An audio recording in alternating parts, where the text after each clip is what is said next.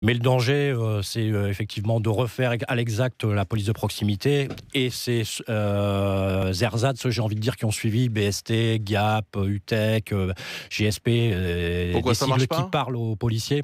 Je dis pas que ça marche pas, hein, mais par rapport à la réalité de certaines cités, dans des grandes villes notamment, je pense qu'il faut prendre conscience de ce que représente la délinquance dans ces cités. Et clairement, face à des trafiquants de stupéfiants qui n'ont par exemple pas peur de la prison, il est sûr que simplement mettre des policiers dans ces cités avec des tablettes qui sont... la numérisation, c'est une bonne chose, hein, je ne dis pas le contraire, Mmh. mais ce n'est pas suffisant pour résoudre ces problèmes-là. Qu'est-ce qu'il faudrait pour résoudre ces problèmes-là? Je pense qu'il y a aussi des vrais choix politiques à faire, hein, notamment à propos de la lutte contre le trafic de stupéfiants. C'est vraiment une donnée importante en la matière. Et on voit des cités gangrénées par les trafics, des cités de 20 à 30 000 habitants. Et si c'est pour avoir une police de sécurité quotidienne accompagnée de CRS pour intégrer ces cités, il faudra vraiment se poser la question de l'efficacité de la police de sécurité quotidienne. Après en revanche, sur des villes moyennes, pourquoi pas, hein, ça peut marcher. Il ne faut pas non plus partir perdant. Ouais. Et il y a des bonnes idées dans le concept, mais c'est pas valable pour tous les territoires. L'idée de recréer du lien dans certains quartiers, ça c'est utopique? C'est pas utopique, c'est possible dans certaines villes, des villes de 150 000, 200 000 habitants, et ça méritera d'être testé très clairement.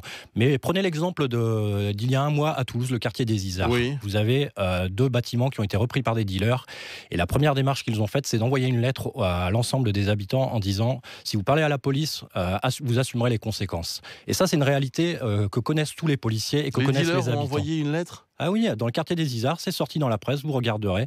Et cette réalité-là, il faut en avoir conscience aussi. Je pourrais citer aussi cet été les propos d'un procureur de la République, le procureur de la République de Grenoble, qui s'inquiétait de la réalité des trafics de stupéfiants dans sa commune et qui disait il faudra un moment des vrais choix politiques en la matière. Donc c'est quoi? C'est de la communication politique? Et bon, il y a clairement, je pense, dans le cadre de la campagne électorale, une mesure qui va plaire aux gens. Quand on parle de parler à la population, d'être en contact avec la population, c'est une bonne chose et c'est forcément des propos qui parlent à la population.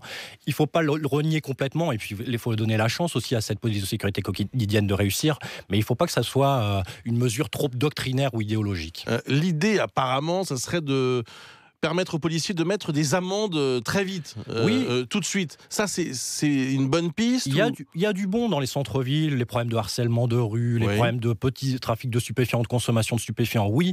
Mais là, le vrai problème, et ce pourquoi, en réalité, la population peut se sentir en insécurité, c'est des rodéos sauvages, c'est des occupations de halls d'immeubles, c'est ce genre d'aspect-là. Et dans les cités, croyez-moi, un policier qui irait au Franc-Moisin ou dans les cités d'Aulnay, c'est pas avec ces mesures-là qu'il va résoudre la problématique de la délinquance. Vous allez lui dire ça? Ah bah oui, le président? but c'est d'être... si on est écouté cet après-midi, le but c'est de dire les choses franchement. Et puis encore une fois, le but c'est aussi de voir les aspects positifs de cette mesure. Tout n'est pas à jeter, hein, il y a des aspects positifs.